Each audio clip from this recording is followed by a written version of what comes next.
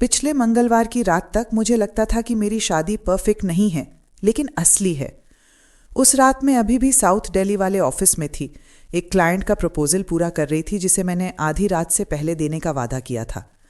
बाहर खिड़की से शहर की लाइट्स सुनहरी लकीरों में घुली हुई लग रही थीं और मैं थकी हुई आंखें मलते हुए घड़ी देख रही थी। शाम के लगभग 8 बज चुके थे। रोहन उस वक्त सपोजिडली एक बिजनेस ट्रिप पर था, बैंगलोर। उसने कहा था 3 दिन की ज़रूरी मीटिंग्स। सुबह निकलते वक्त उसने मेरे माथे पर हल्का सा किस किया था और कहा था कि देर तक मत जागना। मैंने फ़ोन उठाया उसे एक छोटा सा मैसेज भेजने के लिए, बस कुछ साधारण। खाना खाया, मीटिंग्स ठीक रहीं। आगे बढ़ने से पहले, मैं हूँ लीना, आपकी कहानी की नैरेटर। मैं लाती हूँ जिंदगी की ऐसी सीख देने वाली कहानियाँ जो हम में से ज़्यादातर लोगों पर बीत चुकी हैं या फिर भविष्य में ऐसे ही घटनाओं का सामना करना पड़ सकता है। नीचे कमेंट करके बताइए कि आप हमें कहाँ से देख रहे हैं और हिंदी रिवेंज स्टोरीज को सब्सक्राइब करना ना भूलें। हम ऐसे लोगों की कम्युनिटी बना रहे हैं जो जानते हैं कि जिंदगी के सबसे अच्छे चैप्टर किसी भी उम्र में शुरू हो सकते हैं। अब कहानी पर वापस आते हैं। 6 साल की शादी के बाद भी मुझे उसकी कमी महसूस होती थी। मैसेज अनरेड ही दिखा। लिफ्ट का इंतजार करते हुए आदत में जिज्ञासा से ज्यादा मैंने सोशल मीडिया खोल लिया। Ads, recipes, travel photos scroll होते गए। फिर मेरी स्क्रीन रुक गई। वहां मेरा पति था, सफेद फूलों के एक आर्च के नीचे खड़ा, क्रीम रंग की शेरवानी में, वही मुस्कान जो कभी मेरे लिए हुआ करती थी। उसके बगल में एक औरत थी, शादी के जोड़े में, उसका हाथ पूरे गर्ज से रोहन की बाह पर रखा हुआ। पीछे उसका पूरा परिवार था, उसकी माँ, ममेरे चचेरे भाई, मौसियाँ, मामे, सब मुस्कुराते हुए, सब जश्न मनाते हुए। कैप्शन था, मेरे बेटे ने आखिरकार खुशी चुन ली, परिवार में स्वागत है। उस पल ऑफिस की सारी आवाजें गायब हो गईं। लिफ्ट के दरवाजे खुले, बंद हुए, लेकिन मैं हिली नहीं। मैं बार बार उसी फोटो को देख रही थी, उम्मीद करती थी कि मेरी आंखें झूठ बोल रही हों। वो नहीं थी। जब मैं अपनी जिंदगी के खर्च उठाने के लिए देर रात तक काम कर रही थी, तब मेरा पति अपनी प्रेमिका से शादी कर रहा था और सबको पता था। वही रात थी जब मेरी शादी खत्म हुई और वही रात थी जब कुछ और शुरू हुआ। उससे पहले तक मैं किसी को भी कह देती कि मेरी जिंदगी स्टेबल है, परफेक्ट नहीं, फिल्मों जैसी रोमांटिक नहीं, लेकिन टिकाऊ, मेहनत और जिम्मेदारी पर टिकी हुई। रोहन और मेरी शादी को 6 साल हो चुके थे। हम दोनों की मुलाकात तब हुई थी जब हम अपने करियर में खुद को साबित करने की कोशिश कर रहे थे। वो चार्मिंग था, कॉन्फिडेंट और एम्बिशियस। मैं प्रैक्टिकल थी, डिसिप्लिन्ड और फोकस्ड। हम एक दूसरे को बैलेंस करते लगते थे। बाहर से हम एक सक्सेसफुल कपल दिखते थे। अच्छा सा घर, भरोसेमंद गाड़ियाँ, फैमिली ट्रिप्स, उसके रिश्तेदारों के साथ डिनर जहाँ मैं हमेशा गिफ्ट लेकर जाती थी और शालीन मुस्कान के साथ बातचीत निभाती थी। मुझे जल्दी समझ आ गया था कि उसके परिवार के लिए दिखावा बहुत मायने रखता है, इसलिए मैंने भी खुद को फिट करने की पूरी कोशिश की। पैसों की जिम्मेदारी ज्यादातर मेरी थी। मैंने कभी जोर से नहीं कहा, लेकिन होम लोन, इन्वेस्टमेंट्स, इमरजेंसी खर्च सब मैंने संभाले। रोहन की कमाई भी अच्छी थी, लेकिन वो जल्दी ही लाइफस्टाइल पर उड़ जाती थी। क्लब मेंबरशिप, नए गैजेट्स, खुला खर्च। तब मुझे उससे नाराजगी नहीं थी। मुझे लगता था शादी एक टीम वर्क है, जब एक ज्यादा उठा सकता है तो वही उठाता है। मैं लंबे घंटे काम करती रही, करियर में आगे बढ़ती रही और खुद से कहती रही कि ये सब टेम्पररी है, एक दिन सब सेटल होगा। हम साथ स्लो डाउन करेंगे, परिवार शुरू करेंगे, घूमेंगे, जो बनाया है उसे एंजॉय करेंगे। रोहन मजाक में कहता था कि मैं सीरियस हूँ, प्लानर हूँ, घर की रिस्पॉन्सिबल एडल्ट। मैं हंस देती थी। मुझे लगता था प्यार का मतलब एक दूसरे की कमजोरियां संभालना होता है। आज पीछे देखती हूं तो वो सारे संकेत दिखते हैं जिन्हें मैंने नजरअंदाज किया। वो दूरी, उसका परिवार मेरे काम आने की तारीफ करता था, मेरी मौजूदगी की नहीं। मेरे जॉब को लेकर ताने, बहुत डिमांडिंग है, बहुत कंज्यूमिंग है, ज्यादा फेमिनिन नहीं है। लेकिन तब मुझे लगता था लॉयल्टी कंफर्ट से ज्यादा जरूरी है। मुझे लगता था मेहनत का जवाब इज्जत से मिलेगा। मैं गलत थी। कार में बैठने के बाद मैंने फिर से वो फोटो खोली। इस बार मैंने पहले रोहन को नहीं देखा, मैंने उसके पास खड़ी औरत को देखा। उसका नाम था निशा वर्मा। मैं उसका चेहरा जानती थी। वो उसी कंपनी के मार्केटिंग डिपार्टमेंट में काम करती थी जहां रोहन मैनेजर था। उम्र में छोटी, हमेशा मुस्कुराती हुई, मुझे देखते ही बहुत सम्मान से बात करने वाली। वैसी औरत जिसे लोग हार्मलेस कहते हैं। वो सफेद लहंगे में थी जो उसके शरीर पर बिल्कुल फिट बैठ रहा था। एक हाथ रोहन की बाह पर, दूसरा शादी की बुकलेट पकड़े हुए। उसके हाव भाव में कोई झिझक नहीं थी, कोई शर्म नहीं। वो किसी ऐसी इंसान जैसी लग रही थी जिसे पूरा यकीन हो कि उसकी जगह वहीं है। मैंने बैकग्राउंड जूम किया। उसकी मां सबसे पास खड़ी थी, हाथ उसके कंधे पर, चेहरे पर गर्व साफ झलक रहा था। कजिन्स हंसते हुए झुके थे। मौसिया ऐसे पोज दे रही थी जैसे ये कोई बहुत समय से इंतजार किया गया जश्न हो। सफेद और सुनहरे फूल पूरे हॉल में सजे थे, बहुत सोच समझकर, बहुत प्लान करके। ये कोई गलती नहीं थी, ये मजाक नहीं था, ये कोई मिसअंडरस्टैंडिंग नहीं थी। मैंने फिर से कैप्शन पढ़ा। आखिरकार वही एक शब्द सब कुछ कह गया। ये शादी अचानक नहीं हुई थी, ये महीनों, शायद सालों की बातचीत का नतीजा थी, जिनमें मैं कभी शामिल ही नहीं थी। मेरे बिना लिए गए फैसले, पीठ पीछे किए गए जजमेंट्स। मैंने कमेंट्स पढ़े। कॉन्ग्रेचुलेशंस, फाइनली, अब तो सही जोड़ी है, अब तो पोते पोती देखने को मिलेंगे। हर लाइन एक छोटे घाव जैसी थी, सब मिलकर कुछ और बन गई, एक भारी सच्चाई जो सीने में बैठ गई। सब जानते थे। जब मैं देर रात काम कर रही थी, घर की जिम्मेदारियां उठा रही थी, तब मेरा पति दूसरी जिंदगी बना रहा था। जब मैं मैसेज भेजकर जवाब का इंतजार करती थी, तब उसका परिवार मेरी जगह एक शादी प्लान कर रहा था। मैंने फोन लॉक कर दिया और गाड़ी के शीशे से सामने देखती रही। धोखा शोर वाला नहीं था, वो साफ सुथरा था, व्यवस्थित था, सबकी मंजूरी से हुआ था, और यही बात उसे और ज्यादा दर्दनाक बना रही थी। मैंने उस रात रोहन से बात नहीं की। मुझे सच किसी ऐसे से सुनना था जो मुझसे झूठ बोलने की जरूरत न समझे। मैं अंडरग्राउंड पार्किंग में गाड़ी में बैठी रही, इंजन बंद, चारों तरफ सन्नाटा। हाथ स्टेडी थे जब मैंने कॉन्टैक्ट स्क्रॉल किए और उसकी मां के नाम पर रुक गई। सुनीता शर्मा। 6 साल में मैं उन्हें हर हफ्ते फोन करती थी।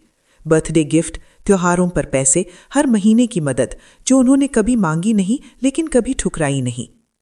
तीसरी रिंग पर उन्होंने फोन उठाया। अनन्या, उन्होंने खुशी से कहा, फिर से देर तक काम? उनकी आवाज में कोई तनाव नहीं था, जैसे कोई सेलिब्रेशन एंजॉय कर रहा हो। हां, मैंने कहा। आप कहाँ हैं? एक छोटा सा पॉज, फिर हल्की सी हंसी। Family gathering? क्यों? Family gathering? मैंने दोहराया।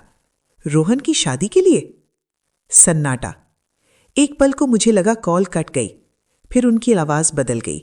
गर्मजोशी गायब हो गई, उसकी जगह ठंडापन आ गया। ओह, तुमने देख लिया। अच्छा है, समय बच गया। मुझे लगा तुम अपने काम में इतनी बिजी हो कि नोटिस ही नहीं करोगी। मेरी छाती कस गई। तो ये सच है? क्यों? मैंने पूछा। मेरे पीछे ये सब क्यों? पीछे? सुनीता हंसी। अनन्या, ये तुमने खुद किया है। 6 साल और कोई बच्चा नहीं। करियर को पति से ऊपर रखने वाली औरत। रोहन को परिवार चाहिए, भविष्य चाहिए। वो बिना रुके बोलती रही। निशा प्रेग्नेंट है, 2 महीने। जो जरूरी था हमने किया। पाप में रहने से बेहतर है सब लीगल हो। हर शब्द हथौड़े की तरह लगा। आपने प्लान किया? मैंने धीरे से कहा। बिल्कुल, उन्होंने बिना झिझक जवाब दिया। निशा जानती है पत्नी कैसे बनते हैं।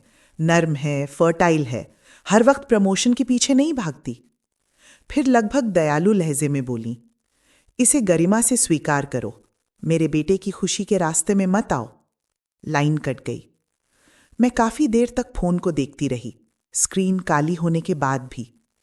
उसी पल मुझे साफ समझ आ गया, वो मुझे कभी परिवार नहीं मानते थे। मैं उनके लिए एक रिसोर्स थी, और उन्हें यकीन था कि मुझे मिटाने के बाद भी मैं देती रहूंगी। मैं रोई नहीं। मैं उस शांत पार्किंग में बैठी रही, अपनी सांसों की आवाज सुनती रही और महसूस किया कि मेरे अंदर कुछ बदल रहा है। दर्द तेज था, लेकिन उसने मुझे तोड़ा नहीं। वो ठंडे साफ होश में बदल गया, जैसे कोहरा हटे और सच दिख जाए। सालों तक मैंने खुद से कहा था कि प्यार मतलब सब्र, वफादारी मतलब सहना, और अगर मैं ज्यादा दूंगी, शांत रहूंगी तो सब बराबर हो जाएगा। लेकिन प्यार के लिए खुद को मिटाना जरूरी नहीं होता। काम की, फर्टाइल, सूटेबल, ये परिवार की भाषा नहीं थी, ये सौदे की शर्तें थीं। मुझे घर याद आया, अकाउंट्स, वो सारे कागज जिन पर मैंने अकेले साइन किए थे, वो संपत्ति जिसे रोहन समझने की जहमत उठाना नहीं चाहता था क्योंकि उसे भरोसा था कि मैं बोरिंग चीजें संभाल लूंगी। उसे फायदे पसंद थे, ढांचा नहीं। पापा की आवाज मुझे याद आई, सालों पुरानी, साफ और मजबूत। दरिया दिली को मजबूरी मत समझना, अपनी सुरक्षा किसी ऐसे को मत देना जिसने तुम्हारा भरोसा कमाया ही ना हो। उस रात मुझे फर्क समझ आ गया, काइंड होने और केयरलेस होने का। मैं एक पत्नी के तौर पर फेल नहीं हुई थी, मैं बस एक ऐसी शादी से आगे निकल चुकी थी जो असंतुलन और एंटाइटलमेंट पर बनी थी। अगर उन्हें लगा कि मैं इसे चुपचाप स्वीकार कर लूंगी तो उन्होंने मुझे बहुत गलत समझा। मैंने गाड़ी स्टार्ट की। अब रिएक्शन खत्म, अब एक्शन का वक्त था। उस रात मैं सीधे घर नहीं गई, होटल चली गई। डर की वजह से नहीं, बल्कि सोचने के लिए जगह चाहिए थी। भावनाओं में लिए गए फैसले महंगे पड़ते हैं। ये सबक मैंने अपने करियर की शुरुआत में सीखा था और अब भूलने वाली नहीं थी। कमरे में अकेले होते ही मैंने एक फोन किया। राजीव मेहता, मेरे वकील, सालों से मेरे कॉन्ट्रैक्ट्स, इन्वेस्टमेंट्स, हर बड़ा फैसला वही देखते थे। उन्होंने फोन उठाया। अनन्या, इतनी देर रात सब ठीक है? नहीं, मैंने कहा, लेकिन ध्यान से सुनिए, मैं अपना घर तुरंत बेचना चाहती हूं। एक पल का सन्नाटा। वसंत कुंज वाला, जिसकी वैल्यू करीब 15 करोड़ है? हाँ, जितनी जल्दी कानूनी तौर पर हो सके। ज्यादा ऑफर का इंतजार नहीं करना, साफ सौदा चाहिए। पैसा अलग अकाउंट में जाएगा, जॉइंट एक्सेस नहीं। राजीव ने वजह नहीं पूछी, मेरी आवाज वो पहचानते थे। इत्तेफाक से उन्होंने कहा, एक क्लाइंट काफी समय से उस प्रॉपर्टी में इंटरेस्टेड है, फास्ट क्लोजिंग पसंद करता है।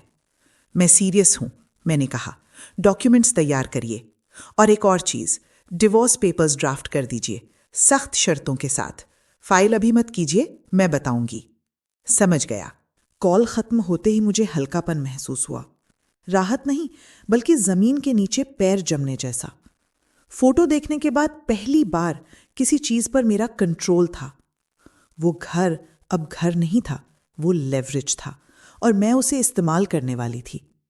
कुछ फाइनल होने से पहले मुझे खुद कुछ कागज लेने थे। आधी रात के बाद मैं वापस उसी घर पहुंची। इलाका शांत था, वो सन्नाटा जो बड़े घरों को खोखला बना देता है।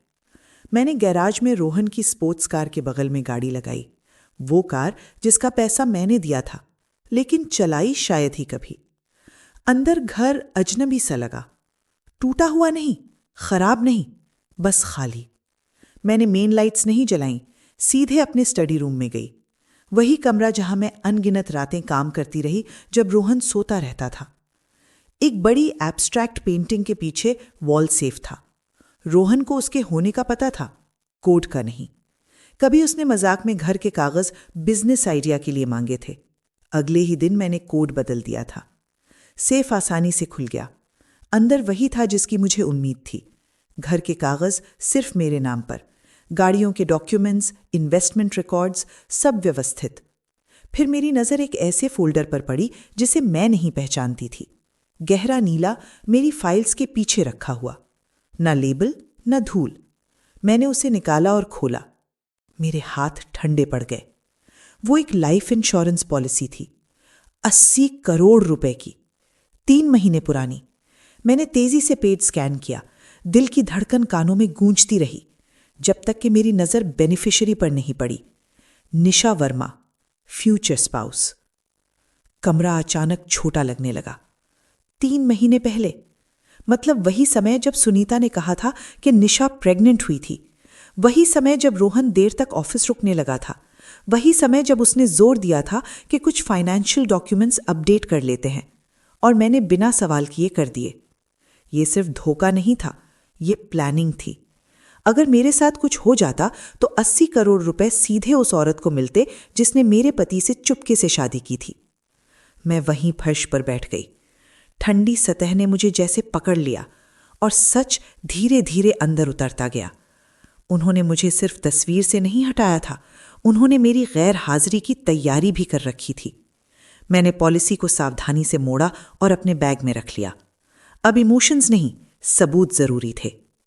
उस रात जब मैं घर से निकली, मैं कपड़े उठाकर नहीं लाई, ज्वेलरी नहीं, मैं प्रूफ लेकर निकली। और मैंने दरवाज़ा पीछे से लॉक किया, ये जानते हुए कि मैं कभी वापस उसी औरत बनकर नहीं लौटूंगी जो मैं पहले थी। उस रात मेरी पत्नी वाली भूमिका खत्म हो गई। मैंने इसका ऐलान नहीं किया, न कोई मैसेज, न कोई नोट, कोई ड्रामा नहीं, कोई भिड़ंत नहीं, कोई जवाब मांगना नहीं। ये सब उन लोगों का हिस्सा होता है जो अभी भी ईमानदारी की उम्मीद रखते हैं। सूरज निकलने से पहले मैंने होटल में छोटा सा बैग पैक कर लिया। प्रैक्टिकल कपड़े, लैपटॉप, वो डॉक्यूमेंट्स जो मैंने सेफ से निकाले थे। कुछ भी सेंटिमेंटल नहीं, न फोटो, न गिफ्ट, न वो चीज़ें जो याद दिलाएं कि मैं कभी समझती थी हम साथ मिलकर कुछ बना रहे हैं। टेबल पर मैंने लाइफ इंश्योरेंस पॉलिसी और घर के कागज साथ साथ रख दिए। एक वो था जिसके लिए मैंने मेहनत की थी, दूसरा वो था जिसने दिखा दिया कि उनकी नज़रों में मैं कितनी डिस्पोजेबल थी। मेरे अंदर कुछ बैठ गया और फिर मैं उस तरह गुस्से में नहीं थी जैसा लोग सोचते हैं। मैं शांत थी, फोकस्ड थी, खुद को बचाने वाली, ऐसे जैसे मैंने पहले कभी खुद को नहीं बचाया था। रोहन के लिए जो भी अफेक्शन कभी थी वो खत्म हो चुकी थी। उसकी जगह क्लैरिटी थी। मैंने उसका नंबर ब्लॉक कर दिया। मैंने उसकी माँ को ब्लॉक कर दिया। मैंने उस फोटो में मुस्कुराने वाले हर रिश्तेदार को ब्लॉक कर दिया। खामोशी कमजोरी नहीं होती, वो तैयारी होती है। मैं अब किसी चीज को स्मूथ करने की जिम्मेदार नहीं थी, अपनी कीमत पर शांति बनाए रखने की जिम्मेदार नहीं थी। उस पल से मैं धोखे पर रिएक्ट नहीं कर रही थी, मैं एक सिचुएशन मैनेज कर रही थी और मैं इसे अपने टर्म्स पर खत्म करने वाली थी। रोहन 2 दिन बाद घर आया। मुझे पता इसलिए चला क्योंकि मेरा फोन लगातार उसकी कॉल से जगमगा रहा था, बार बार, जब तक स्क्रीन अनआंसर्ड कॉल से डार्क नहीं हो गई। मैंने कॉल नहीं उठाई, मैंने मैसेज नहीं पढ़े, मुझे जरूरत नहीं थी। उस दोपहर नए मालिक के सिक्योरिटी कैमरास में सब रिकॉर्ड हुआ। रोहन मेन गेट पर पहुंचा और उसके साथ निशा थी, एक बड़ा सूटकेस घसीटते हुए। धूप तेज थी, हवा भारी, वो गर्मी जो इम्पेशंस को जल्दी बदसूरत बना देती है। उसने रिमोट से गेट दबाया, कुछ नहीं हुआ, फिर दबाया, फिर भी कुछ नहीं। मैं उसके चेहरे का कंफ्यूजन, फिर इरिटेशन सब इमेजिन कर सकती थी। उसने गेट पर दस्तक दी, फिर चिल्लाया, फिर लात मारी। तभी सिक्योरिटी बूथ से एक गार्ड बाहर निकला, यूनिफॉर्म में, शांत, प्रोफेशनल, बिल्कुल रोहन के लिए अनजान। सर, मैं मदद कर सकता हूं? ये मेरा घर है, गेट खोलो, रोहन चिल्लाया। गार्ड ने टैबलेट देखा। ये प्रॉपर्टी अब मिस्टर कबीर मल्होत्रा की है, ट्रांसफर कल पूरा हो गया, आप अंदर जाने के लिए ऑथराइज नहीं हैं। रोहन ने तीखी हंसी हंसी, वो हंसी जो लोग तब हंसते हैं जब उन्हें लगता है सामने वाला ब्लफ कर रहा है। ये नामुमकिन है, मेरी पत्नी मेरे बिना ये घर कभी नहीं बेच सकती। गार्ड ने बहस नहीं की, उसने बस वही बात दोहराई और उन्हें वहां से जाने को कहा। तभी पैनिक आया। निशा का सूटकेस हाथ से छूट गया। उसका हाथ अपने पेट पर इंस्टिंक्टिवली चला गया। बेचा मतलब क्या? उसने कहा। रोहन, तुमने कहा था ये तुम्हारा है, तुमने कहा था हम यहीं रहेंगे। रोहन मेरा नाम चिल्लाने लगा, बाहर आने की मांग करने लगा, एक्सप्लेनेशन देने का वादा, कॉन्सिक्वेंसेस की धमकी, सब मिलकर शोर बन गया। फिर उसका परिवार आया, उसकी माँ, 2 मामा, एक कजिन, कार से उतरे, सपोर्ट देने, मुझे दबाने, मुझे उसी फैसले में झोंकने जिसे वो पहले ही तय कर चुके थे। लेकिन उन्हें मिला क्या? उनका बेटा उसी घर से बाहर खड़ा था जो अब उसका था ही नहीं। बिक गया, सुनीता बुदबुदाई, चेहरा सफेद पड़ गया। 15 करोड़, सब चला गया। पहली बार किसी के पास कहने को कुछ नहीं था। वो फुटपाथ पर खड़े थे, आराम और कॉन्फिडेंस के कपड़ों में, अचानक एक्सपोज्ड। एक यूनाइटेड फैमिली की तरह नहीं, बल्कि उन लोगों की तरह जिन्होंने गलत इंसान की चुप्पी पर दाव लगाया था और हार गए थे। वो अभी भी वहीं खड़े थे जब डिलीवरी आ गई। एक बाइक कर्ब पर रुकी, इंजन की आवाज ने उस तंबू जैसी खामोशी को चीर दिया। कुरियर उतरा और पीछे से एक बड़ा सा आयताकार बॉक्स निकाला, सिल्वर रैपिंग में, बहुत सलीके से पैक, काली रिबन से बंधा हुआ, elegant, deliberate. Excuse me, courier ने कहा, फोन देखते हुए। पैकेज रोहन शर्मा और निशा वर्मा के नाम, डिलीवरी एड्रेस वसंत कुंज। निशा की आंखें 1 सेकंड के लिए चमकी।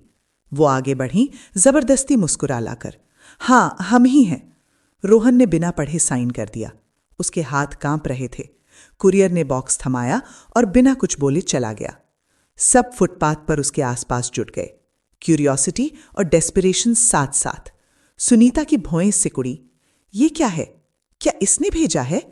निशा ने रिबन के पास लगा छोटा सा कार्ड देखा। उसने उसे उठाया और जोर से पढ़ा। शादी मुबारक, आपका पहला तोहफा, प्लीज खोलिए। उसकी आवाज नरम हो गई। शायद पैसे हैं, उसने जल्दी से कहा। कॉम्पेंसेशन। उसे समझ आ गया होगा कि वो ज्यादा कर गई। रोहन ने जवाब नहीं दिया। उसने रिबन खोली, रैपिंग फाड़ी। अंदर एक सादा काला बॉक्स था। न ब्रांड न डिजाइन, बस काला। उसने ढक्कन खोला। अंदर 2 मोटे लिफाफे थे, काले कपड़े पर बहुत करीने से रखे हुए। ऑफिशियल, सख्त, कॉर्पोरेट लेटरहेड पर। एक रोहन शर्मा के नाम, दूसरा निशा वर्मा के नाम। रोहन ने अपना लिफाफा खोला। शब्द पहले धुंधले लगे, फिर अचानक तेज हो गए। टर्मिनेशन नोटिस, इमीडिएट इफेक्ट, गंभीर नैतिक उल्लंघन और वित्तीय गड़बड़ी के कारण। कोई सेवरेंस नहीं, कोई बेनिफिट्स नहीं। 24 घंटे में कंपनी की सारी प्रॉपर्टी लौटानी होगी। निशा चीख पड़ी। उसके लिफाफे में भी वही था, टर्मिनेटेड, इमीडिएट इफेक्ट। रीजन? वरिष्ठ अधिकारी के साथ अनुचित संबंध और अनैतिक वित्तीय गतिविधि में सहभागिता। रोहन के सीने के अंदर कुछ जैसे ढह गया। लिफाफों के नीचे एक आखिरी कार्ड था। उसने उसे धीरे से उठाया और वो लाइन पढ़ी जिसने उसके कंट्रोल के सारे भ्रम खत्म कर दिए। वैसे कंपनी मेरी है, 90% हिस्सेदारी मेरी है। तुम हमेशा सिर्फ कर्मचारी थे। शादी का तोहफा पहुंच चुका था और ये सिर्फ शुरुआत थी। शोर अभी बैठा भी नहीं था कि दूर से सायरन की आवाज आने लगी। पहले रोहन ने सोचा एम्बुलेंस होगी। उसकी मां का चेहरा पीला था, पैर लड़खड़ा रहे थे, लेकिन आवाज धीमी नहीं हुई। वो पास आती गई, ज्यादा साफ, ज्यादा तय।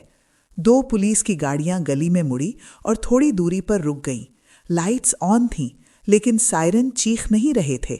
शांत, नियंत्रित, अंतिम। ऑफिसर उतरे और समूह की तरफ आए। एक के हाथ में फाइल थी। गुड आफ्टरनून, सीनियर ऑफिसर बोला।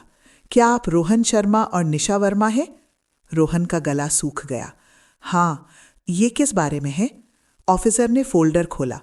हम एक ऑनगोइंग इन्वेस्टिगेशन के सिलसिले में आए हैं, फाइनेंशियल मिसकॉन्डक्ट, एम्बेजलमेंट और फ्रॉड जो महाजन क्रिएटिव्स नाम की कंपनी से जुड़ा है।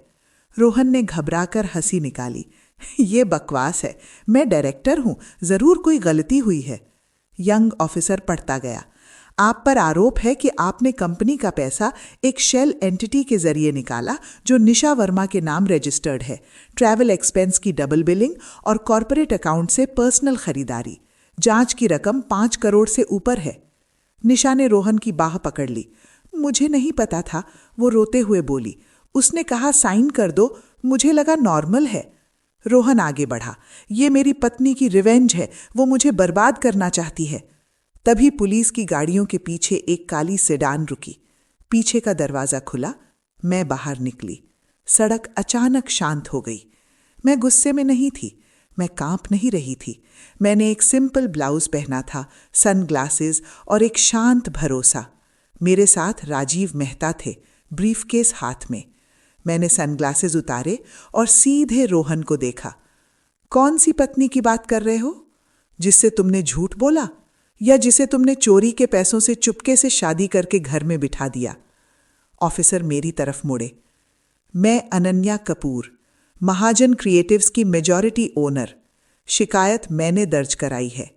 राजीव ने ब्रीफकेस ऑफिसर को दे दिया। इसके अंदर फाइनेंशियल ट्रांसफर्स, फर्जी इनवॉइस और कंपनी रजिस्ट्रेशन की पूरी डॉक्यूमेंटेशन है। ऑफिसर ने एक नज़र में सिर हिला दिया। इतना काफ़ी था। रोहन को बिना किसी तमाशे के हथकड़ी लगाई गई। जब उसे ले जाया जा रहा था, मैं मुस्कुराई नहीं। इंसाफ को दर्शक नहीं चाहिए, उसे सिर्फ तथ्य चाहिए। पुलिस की गाड़ियां चली गईं तो गली धीरे धीरे खाली होने लगी। रोहन की मां कर्ब पर बैठ गई, शून्य में घूरती हुई। एक ही वाक्य बार बार बुदबुदाती, सब चला गया, सब चला गया।